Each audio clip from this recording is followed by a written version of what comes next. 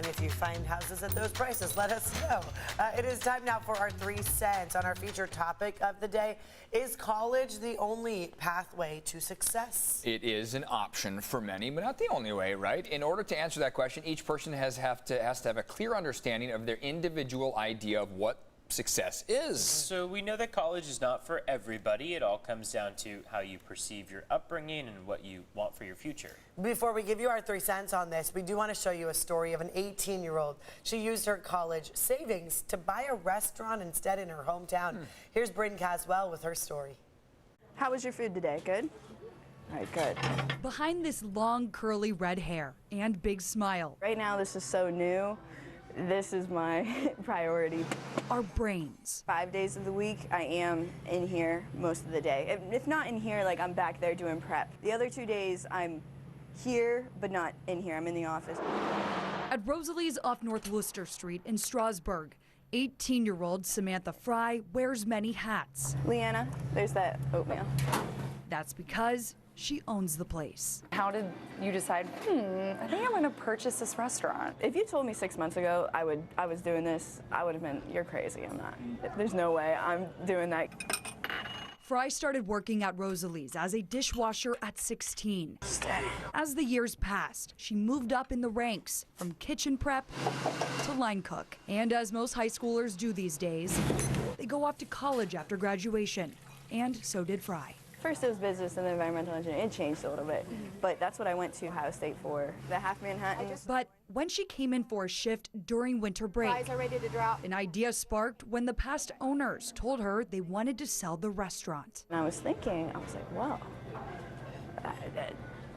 maybe that's something I might want to do, because I had a savings because I was saving up for college, so I had quite a bit of money set away, and I was like, I could possibly do this. And she did. I'm the new owner. It's nice to meet you guys. Nice to meet you. She paid her down payment and took ownership in April. I'm glad you guys stopped in. Awesome that she was able to save her own money for a down payment. That's, I couldn't have done that. Rosalie's is a staple in Strasburg. Definitely like a community hub. These guys come in twice a day, and this family almost every week. Waitresses are awesome, the food's good. Cakes, blueberries, okay. Fry is not only an inspiration to her customers, but her staff. I really think that, she's just a great example of, a young lady that's following her dreams and doing what she loves. Fry doesn't want to change the name of the restaurant Blueberry pancakes. or update much, but she hopes her story has one clear message for her generation. You don't need college to make a decent living, and I think that's what a lot of people think nowadays. You're welcome. Enjoy. I'll bring you some. I guess just follow.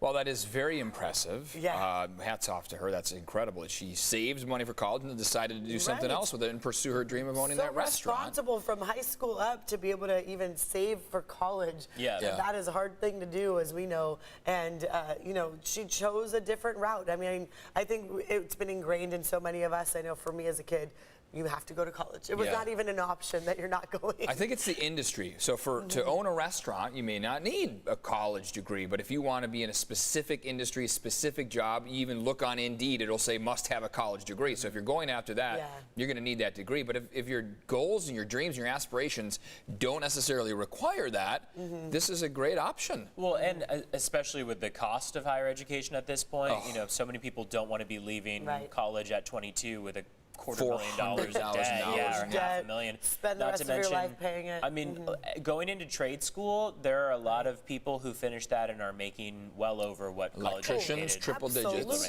Plumbers, electricians, all those things. And jobs that are in high demand. Yeah, very they high are demand. waiting for you to finish that degree so they can swoop you right up. So there are a lot of different options, I think, than even when we were graduating from high school, for example. Six-figure pays. Yeah, it doesn't have to be the traditional route. I think you're right, though, back to the college thing. They need to start getting more realistic with how much it costs for college, so that it is more attainable for people to get that degree and go on and move on to their dreams. But you're right, yeah, $250,000, $500,000 in debt. You're going to be working for the first 10 years of your job to try to pay off that amount. Yeah, and I will say, I mean, I was a finance major in college. I'm not using that necessarily, except for our 3 cents.